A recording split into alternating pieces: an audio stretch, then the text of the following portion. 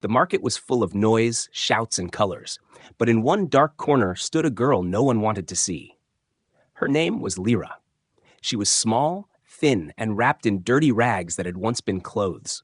Her hair was tangled, her skin was covered in layers of dirt, and around her was a smell so strong that people covered their noses as they passed. Every time she tried to walk near a stall, merchants waved her away with angry hands. Some even shouted at her, calling her cursed. Mothers pulled their children close, whispering that if they touched her, they would become filthy too. Lyra kept her head low. She was used to this life, used to the stones children threw and the cruel laughter that followed. Her body was weak with hunger, but her heart was even weaker from years of rejection. She clutched a torn blanket close to her chest, as if it could protect her from the world. It smelled as bad as she did, but it was all she had. People said she was born wrong, that her body carried a sickness that no healer could cure. But no one had ever tried. They only feared her, keeping their distance, pretending she was less than alive. That day, the crowd was worse than usual. A merchant had seen her picking up crumbs near his stall. He shouted loudly, calling others to look. Soon a circle of people formed around her. Their faces were full of anger and disgust. One man yelled that she was polluting the market, that her stench drove customers away. Another woman suggested chasing her out with fire. The voices grew louder, and someone picked up a rock. Lyra trembled. Her legs shook as she pressed against the wall, hoping it would swallow her. Her eyes searched for a gap to escape, but the crowd had closed in. The smell of smoke from torches mixed with her own foul scent, making her dizzy. She hugged her blanket tighter and whispered to herself, "Not again, please not again." She remembered nights when groups had kicked her away from alleys, throwing water mixed with garbage on her. She remembered shivering in the cold, her stomach empty, her skin burning with shame. Now it was happening again, but this time the anger seemed greater, more dangerous. A stone hit the ground near her foot. A boy had thrown it and was laughing. Others cheered him on, calling her a filthy rat. Fear clawed at Lyra's chest. She thought maybe this would be her last day. Maybe the crowd would finish what hunger and loneliness had started. Her body was weak, she could not run far. The circle closed tighter, shadows of raised arms falling on her face. Then a voice cut through the noise. Calm, deep, and steady. "Why is everyone treating her like this?" The crowd turned. At the edge stood a man, tall and strange. His clothes were different, made of simple but strong fabric. His skin was not like theirs. It was human, a traveler from another world. The market fell into a strange silence. People looked at him with shock. A human in their city was rare, and this one was stepping forward toward the cursed girl no one would touch. Whispers rose quickly. Some said he didn't know who she was. Others laughed, saying he would faint as soon as he got close. A few warned him to stop, to stay away before the curse reached him too. But the human did not stop. His boots echoed on the stone ground as he moved through the crowd. The circle opened, not out of kindness but out of disbelief. They wanted to see him fail, to see him gag and turn away. The human's eyes were steady, fixed on Lyra. She looked up at him with wide, frightened eyes. She had never seen a human this close before. She wanted to tell him to go, to leave her before the crowd turned on him too. But her lips would not move, and her throat was too dry to speak. He knelt down in front of her, lowering himself so his eyes met hers. The smell rose around him, strong enough that those in the crowd covered their noses again, expecting him to recoil. But he didn't move back. His face was calm, though his eyes blinked as if the stench burned them. Slowly, he spoke again. "What has she done to deserve this?" No one answered. A few muttered that she was cursed, that she carried death. The human's brow tightened. He looked at Lyra's thin arms, her trembling legs, the hopelessness in her eyes. He saw not a monster, not a curse, but a starving girl. His hand moved as if to touch her shoulder, but she flinched back, clutching her blanket tighter. She had learned that every hand raised toward her meant pain. The human did not pull away. Instead, he lowered his hand to the ground between them, showing he meant no harm. "You don't need to be afraid," he said softly. His voice carried warmth, something Lyra had never felt directed at her. For a moment, she forgot the crowd, the stones, the torches. She only stared at this strange man who looked at her as if she mattered. Behind him, the crowd grew restless. They shouted again, saying he was a fool, saying the curse would spread to him. Some even laughed, betting how long before he dropped her in disgust. But the human ignored them. He looked at Lyra once more, then with slow and careful strength he lifted her into his arms. Gasps echoed through the market.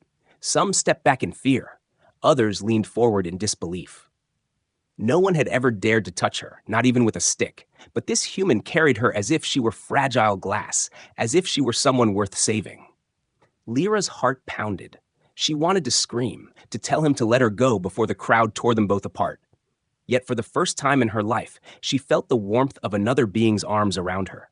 She felt a small spark of safety, strange and fragile, but real. She buried her face in his chest, her tears soaking into his shirt. The crowd shouted, the torches flared, but the human kept walking, step by step, carrying her away from the corner where she had always been trapped. For the first time, Lyra wondered if her life could change. For the first time, hope began to fight against despair. The streets outside the market were quiet compared to the chaos behind, but Marcus could still hear the angry voices fading in the distance. He walked quickly, holding Lyra close, his arms steady though her body was light as a feather. She trembled against him, her hands clutching the ragged blanket, her face hidden in his chest. Every step he took made the crowd murmur louder behind them, yet no one dared to stop him. They were too shocked that a human had touched her, too afraid of what might happen next. When they finally reached the small quarters he had rented, Marcus pushed the door open with his shoulder and stepped inside. The room was simple. One bed, a wooden table, and a wash basin in the corner. A dim lantern flickered, throwing long shadows across the walls. He gently set Lyra down on the edge of the bed. She sat stiffly, like a wild creature ready to run if he made the wrong move. Her eyes darted around, filled with fear and suspicion. Marcus knelt in front of her, lowering himself so she wouldn't feel cornered. "You're safe here," he said calmly, his voice low and even. But Lyra didn't believe him. No one had ever given her safety. She shook her head, hugging her blanket tighter, as if she thought he would rip it away.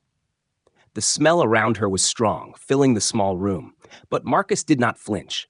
His eyes only studied her face, the dirt caked on her cheeks, the hollow lines from hunger, the faint glow beneath her skin that peeked through where the filth had cracked. Lyra whispered, her voice broken and dry. "Why? Why did you carry me?" Her words trembled like her body. She couldn't understand. No one touched her. No one even looked at her without disgust. But this strange man had lifted her in front of everyone. Marcus did not answer right away. He stood and walked to the corner, filling the basin with water from a jug he had brought from Earth. Steam rose as he poured warm water into it. Then he unwrapped a bundle from his bag, small bars of soap, bottles, cloths. Lyra's eyes widened. She had never seen such things before. The bottles shone with strange colors. The soaps smelled sharp and different from anything in the market. She backed away on the bed, pressing against the wall. "What is that?" she asked, her voice full of suspicion.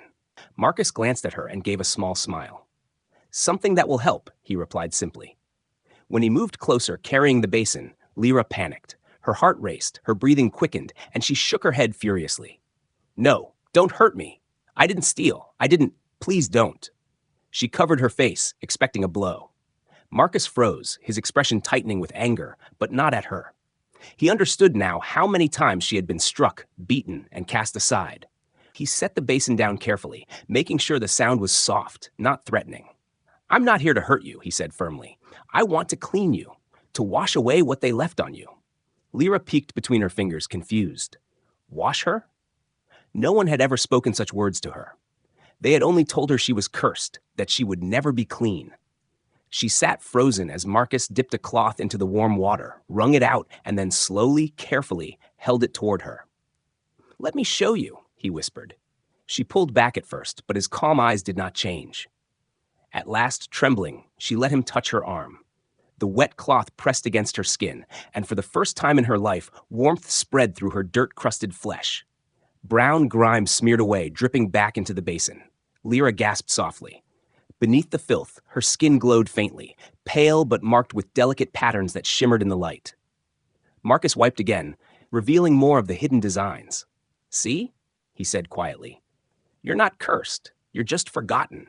Tears burned in her eyes. She had always believed she was ugly, broken, something to be thrown away. But with every stroke of the cloth, something new appeared, a truth she had never seen. Her alien markings, the lines that curved like silver rivers along her arms, were not a sign of sickness but of beauty. She looked at Marcus, half afraid he would recoil once the glow appeared, but he only continued, patient and steady. The smell grew stronger at first as the dirt loosened, and Marcus's eyes watered, but he did not stop. He pressed on, wiping her face, her neck, her hands. Lyra whispered again, her voice almost lost in the crackle of the lantern. Why? Why are you doing this? Her tone carried both wonder and fear. Marcus paused for a moment, then answered simply, because someone should have. He rinsed the cloth and returned to her skin. His words echoed in her mind. Someone should have. She realized then that he didn't see her as a curse, didn't see her as an animal. He saw her as a girl who deserved care. The hours stretched as Marcus worked, wiping away years of filth, changing the water when it turned black. Slowly, the terrible smell faded. The glow of her natural scent, soft and strange but not unpleasant, began to rise instead. Lyra touched her clean skin in disbelief, her hands shaking. She wanted to laugh, to cry, to scream. For the first time, she didn't feel like a monster. Marcus set the cloth aside, his hands tired but his face calm. He looked at her with quiet pride. Better, he said softly. Lyra's lips parted, but no words came out. She had no way to thank him. She only sat there, staring at the basin where the dark water swirled with the dirt of her old life, and then at the man who had dared to touch her when no one else would. In that small room, with steam rising and the scent of soap filling the air, something new began. Lyra felt a flicker of hope in her chest, a tiny flame she thought had long died. For the first time, she wondered if she was not alone in the world. And for the first time, she thought maybe she could belong to something, or someone after all. Steam rose from the basin as Marcus poured in more warm water. Lyra sat on the edge of the bed, her thin hands trembling, her eyes fixed on the surface of the water as if it were a trap waiting to swallow her. She had never seen so much clean water gathered in one place. For her, water meant muddy puddles, dirty rain, or drops stolen when no one was watching. Now this human wanted her to step into it, to let him wash her. The idea made her chest tighten with fear. Marcus noticed her shaking and moved slowly, like one would approach a wounded animal. He placed the soap on the side of the basin and dipped his hand into the warm water, showing her it was harmless. Then he rubbed the soap between his palms, creating bubbles. He smiled gently, holding up the foam for her to see. This is only soap, he explained, his voice calm and low. It's for cleaning. It doesn't hurt. But Lyra's mind could not believe it. She had known nothing but pain when people touched her. Her people had beaten her, kicked her, and cursed her. The idea that someone wanted to clean her felt like a trick. She shook her head violently, pressing her back against the wall. No, she whispered, her voice hoarse. Don't drown me. Don't. Her eyes filled with tears. Marcus sighed softly, realizing what she thought. He put the soap back down and didn't come closer. Instead, he dipped a cloth in the basin and wrung it out. Look, he said, and then he pressed the cloth gently against his own arm, rubbing until his skin shone. He showed her the cloth, now dirty with dust from the road. See, it doesn't hurt. It just takes away what shouldn't be there. Lyra's breathing slowed. She watched him, uncertain but curious. When he held the cloth out to her again, she stared at it for a long time before letting him touch her. The wet cloth pressed against her forearm. The warmth shocked her. Then she gasped as she saw the filth melt away. For the first time in years, her pale skin glowed faintly beneath the grime. Her alien markings shimmered like faint silver threads under the light. She blinked, pulling her arm back, staring at it in disbelief. Marcus only smiled. You see? That's you, not the dirt, not the smell, this. He dipped the cloth again, this time waiting for her to give permission. After a long silence, she held her arm out again, timidly. Slowly, he cleaned more of her, each wipe revealing hidden patterns. Her skin was not plain. It carried designs that curved and spiraled, delicate like writing from another world. Lyra had never seen them before. She had always been covered in filth, never daring to look in a mirror. Now, piece by piece, her true self appeared. She began to shiver, not from cold, but from the strange feeling of being touched with care. She whispered, "Why are you doing this?" Marcus paused, looking at her with steady eyes. Because no one else would, he said simply, and went back to washing. The words hit her harder than the water. Her throat ached as she swallowed tears. She wanted to believe him, but it was too hard after so many years of hate. Yet his hands were gentle, his movements patient. As the cloth moved across her face, her hair, her neck, the smell that had clung to her for so long began to fade. At first, it grew worse as layers of dirt loosened, but Marcus did not stop. He blinked against the sting in his eyes, but he never once pulled away. Slowly, the air in the room changed. The foul stench gave way to something new, her natural scent, soft and faintly sweet, hidden all this time beneath the rot of neglect. When Marcus dipped her tangled hair into the basin, Lyra panicked for a moment, but he spoke softly. "It's all right. Breathe. I won't let you drown." He held her steady, rinsing the strands until the water around them turned black with dirt. When he lifted her head, her hair fell down in wet waves, dark but shining faintly. She touched it with shaking fingers, not recognizing it as her own. The basin water grew filthy again, but Marcus replaced it without complaint. Hours passed, yet he worked as if time did not matter. He scrubbed away the years of rejection, peeling off the shell of misery she had lived inside. Bit by bit, her skin glowed brighter, her markings clearer, until she no longer looked like the cursed beggar from the market. At last, he stepped back, breathing hard from the effort. Lyra sat wrapped in a clean cloth he had found in his bag. Her skin was damp but shining, her hair heavy but beautiful in the lantern light. She stared at her hands, clean for the first time, her silver-lined markings glimmering like hidden jewels. She whispered to herself, "That's me?" Her voice broke with disbelief. Marcus knelt in front of her again, meeting her stunned eyes. "Yes, that's you," he said. "Not the curse, not the filth, just you." His words struck deep into her heart. She pressed her clean hands to her face and sobbed, the sound raw and full of years of pain. No one had ever shown her kindness. No one had ever told her she was worth saving. Marcus let her cry, giving her space, but stayed close enough so she knew she wasn't alone. When at last she lowered her hands, her cheeks wet with tears, she looked at him differently. There was still fear in her eyes, but also a spark of something new. Trust. The beginning of belief that maybe this strange human truly meant what he said. The room was quiet, except for the faint crackle of the lantern and the drip of water into the basin.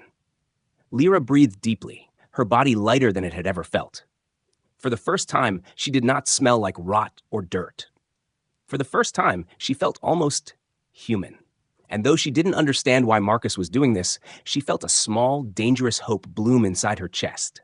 Maybe, just maybe, she could belong somewhere. Lyra sat very still on the edge of the bed, her body wrapped in a cloth that smelled faintly of soap instead of rot. She had never smelled like this before. The air felt lighter. Her skin felt strange, almost new. In front of her, on the table, Marcus placed a small mirror. She looked at it with fear, then turned her eyes away. She had never wanted to see herself before. Her reflection had always been something she imagined as monstrous, something that made others cover their noses and spit at her. Marcus gently pushed the mirror closer. "Look," he said softly. Her hands shook as she lifted the mirror. At first, her eyes filled with tears. She hardly recognized the face staring back. The dirt was gone. Her skin was pale but not sickly. The silver markings along her cheeks and neck glimmered faintly, as though they had been waiting all this time to shine. Her hair, though wet and tangled, no longer clung to her scalp in greasy strands. It looked alive again. She touched her cheek with trembling fingers, as if she didn't believe it was her own skin. A soft gasp escaped her lips, and she whispered, This is me?" Marcus gave a small nod, his eyes kind. "This is you," he answered. "Not what they told you, not the curse they feared, just you." Tears rolled down Lyra's face, but they were different from the tears she had cried before. These were not only from pain, but from disbelief, from seeing a truth she had never known. She set the mirror down quickly, afraid that if she looked too long, it would disappear and the filth would return. She pressed her hands to her face, hiding her expression. "No one has ever shown me this," she whispered. "They only said I was cursed. They never tried." Marcus stood and moved toward the small pot he had heated earlier. He poured warm soup into a bowl and handed it to her. "Eat," he said simply. "You need strength." Lyra hesitated, staring at the bowl. No one had ever offered her food without asking for something in return. Her stomach growled painfully, but her mind whispered warnings. What if it was a trick? What if he gave her kindness only to take it away later? Still, the smell of the soup was too much. She lifted the spoon with shaking hands and sipped. The taste was simple, warm, salty, filling, but to her it felt like a treasure. Her eyes closed, and a small sound of relief escaped her lips. She ate slowly at first, then faster, afraid the food might vanish. Marcus did not stop her. He only refilled her bowl when it was empty, watching quietly as she ate until her hands slowed with exhaustion. When she finally set the bowl down, her body relaxed for the first time in years. She pulled the blanket tighter around her shoulders, looking at Marcus with wide, uncertain eyes. "Why?" she asked again, her voice cracking. "Why are you doing this for me? I am nothing. Everyone says so." Marcus leaned against the wall, crossing his arms. His expression was serious, but his voice was steady. "They're wrong," he said. "You're not nothing. You're someone. You always were. They just couldn't see it."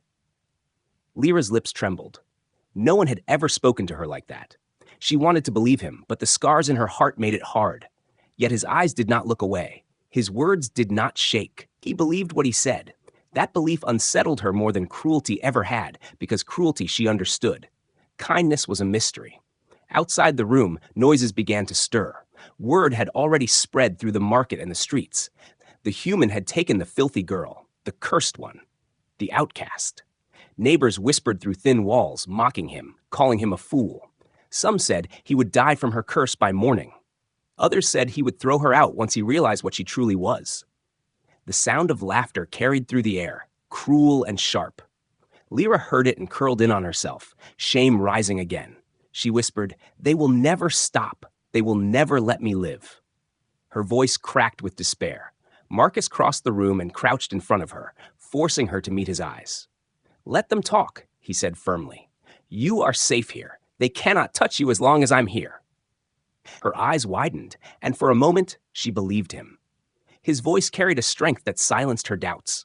She nodded faintly, though inside her fear still whispered.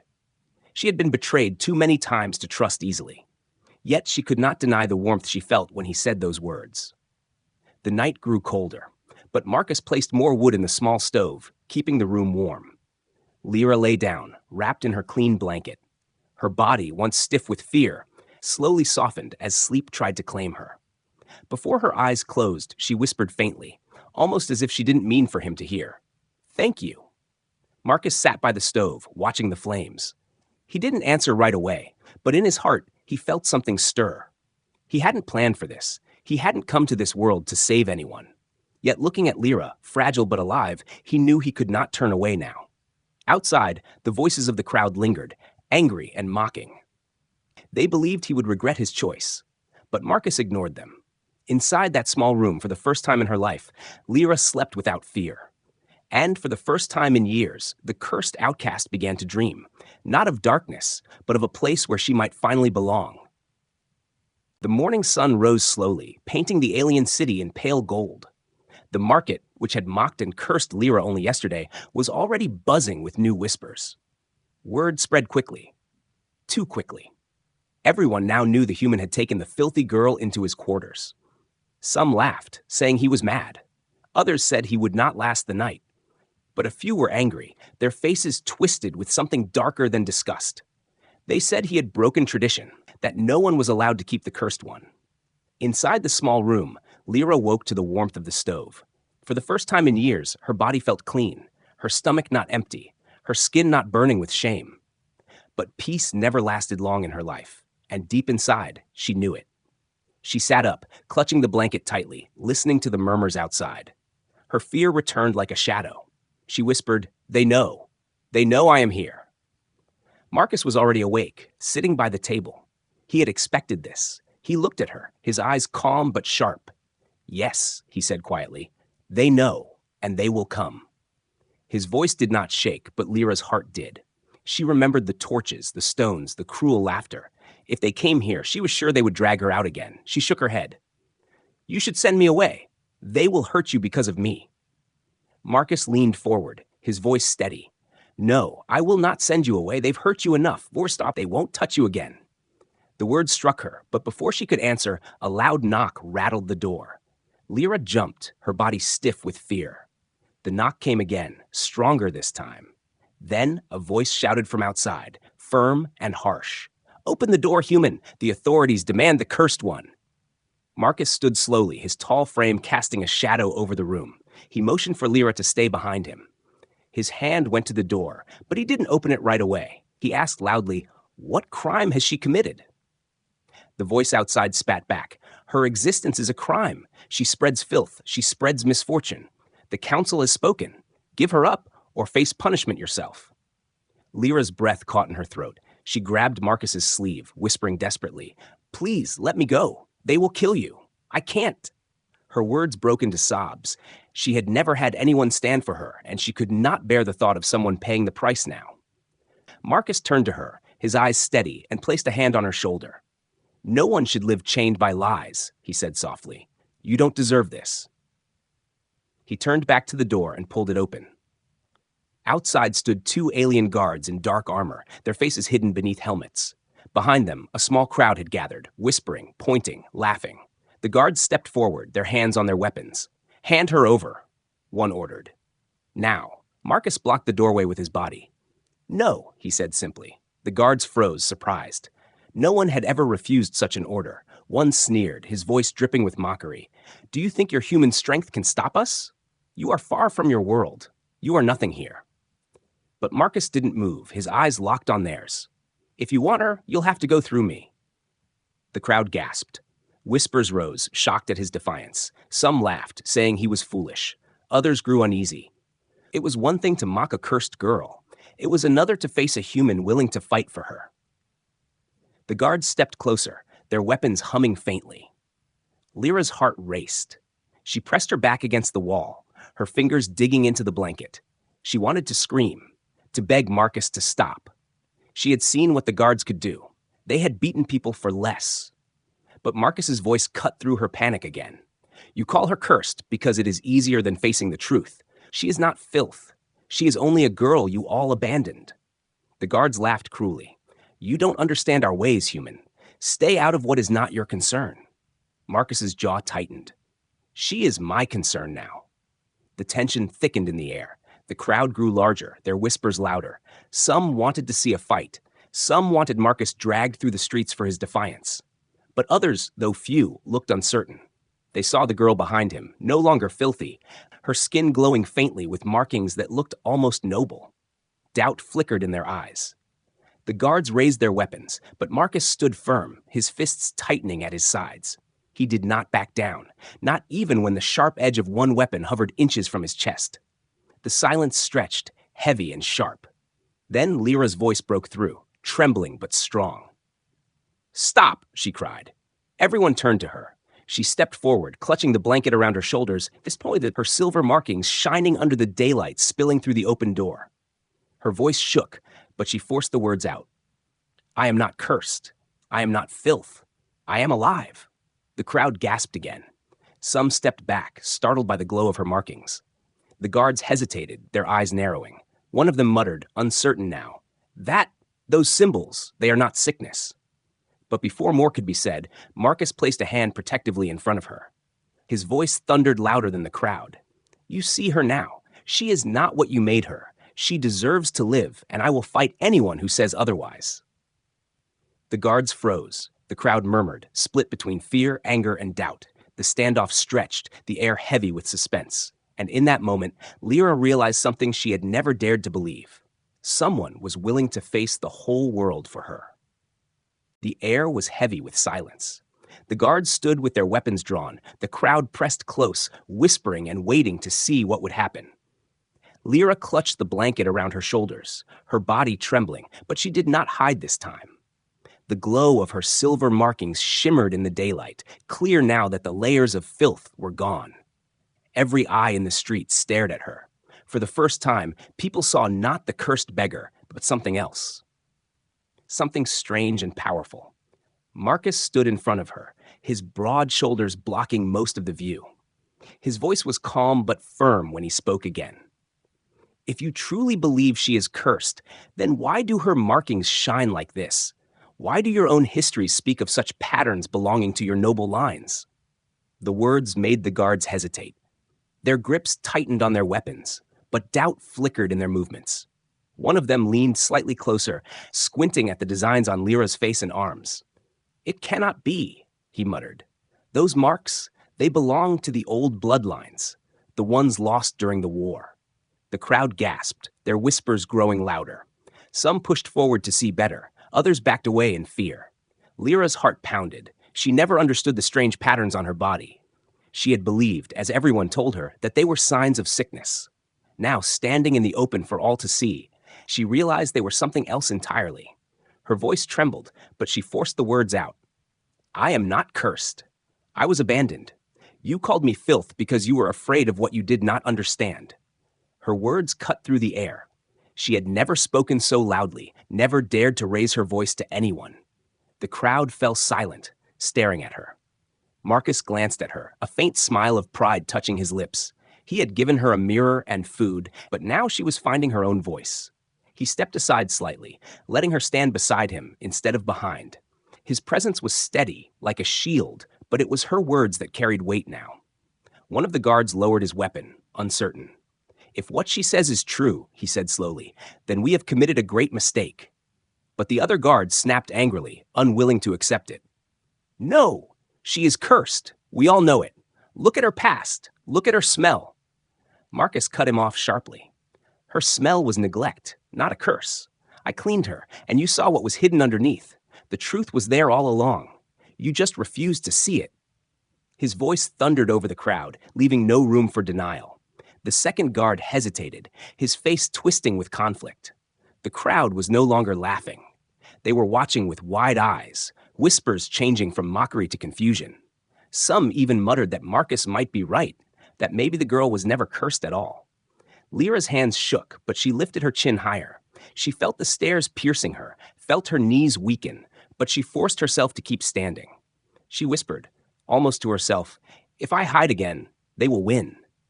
Then louder, "You wanted me gone, but I am still here. You tried to bury me in shame, but I am alive." Her silver markings glowed brighter, as though her courage made them shine. The tension was unbearable. Marcus moved one step forward, his voice low but carrying to every corner of the street. "If you still want to take her, then come through me. But know this, you will not only fight a human, you will fight the truth that stands beside me." The guards froze, their weapons heavy in their hands.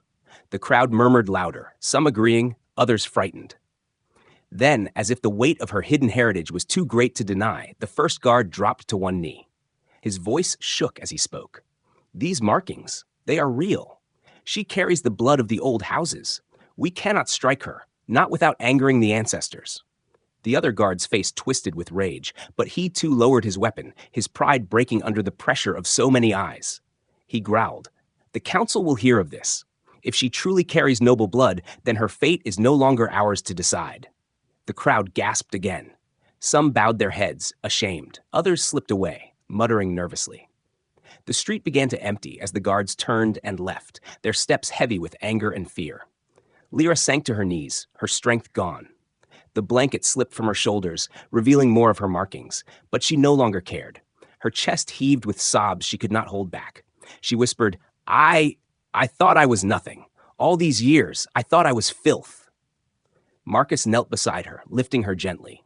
"You were never filth," he said firmly. "They made you believe it, but it was never true. You were more than they could understand." Her tears soaked into his shirt as she clung to him. The weight of years of cruelty pressed out of her chest in sobs, but mixed with them was something new, relief. For the first time in her life, people had seen her truth. For the first time, she was not invisible. As Marcus held her, he glanced around the emptying street.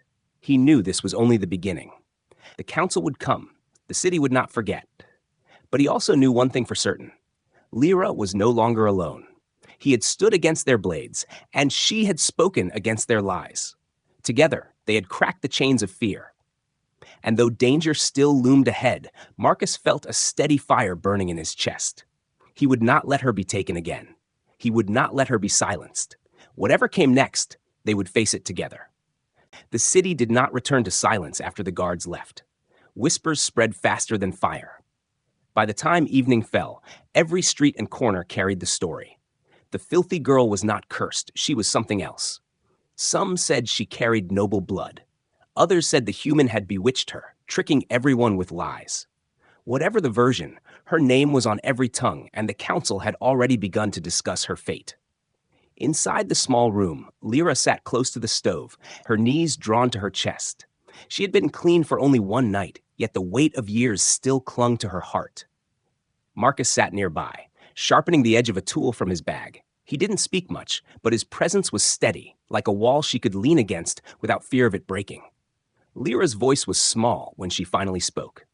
"They will come back for me. The council will not let this go." Marcus looked up, his eyes calm. "I know." Her throat tightened.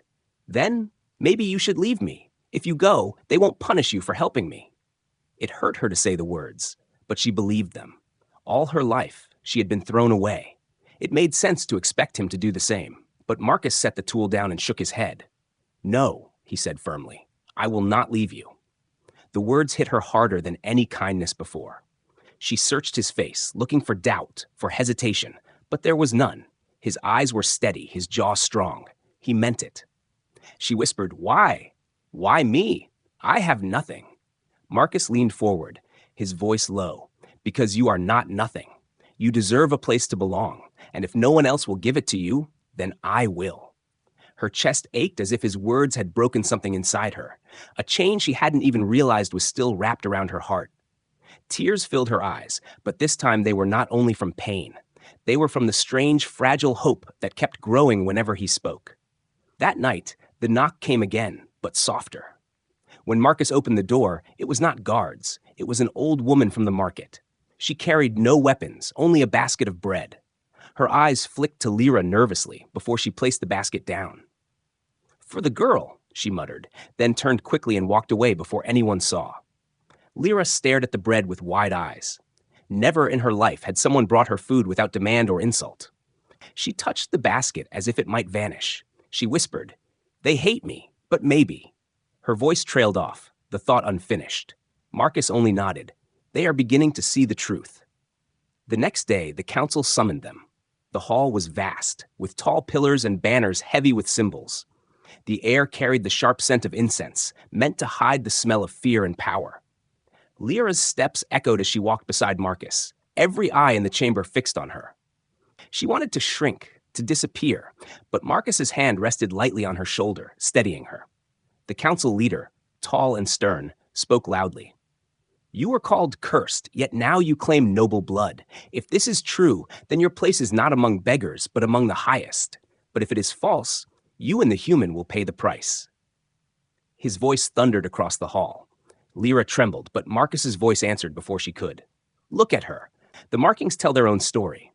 You ignored them because it was easier to call her cursed, easier to believe she was filth than to face your mistake." His words rang with steel. The hall filled with murmurs. Some nodded, others frowned, but no one could deny the glow of her silver lines, bright under the chamber's lights. The council could not strike her down now, not without angering the people who had begun to doubt. At last, the leader spoke again, his voice grudging. "If she is of the old blood, then she has a right to live, but her place must be decided." His eyes shifted to Marcus with sharp suspicion. "And you, human, you stood for her when none would. Why?" Marcus did not hesitate. "Because she deserves to belong. Not because of her blood, not because of her markings, but because she is alive." The words shocked the hall. For them, worth had always come from birth or status. To hear a human speak of belonging as a right made them shift uneasily. But Lyra's heart swelled with those words.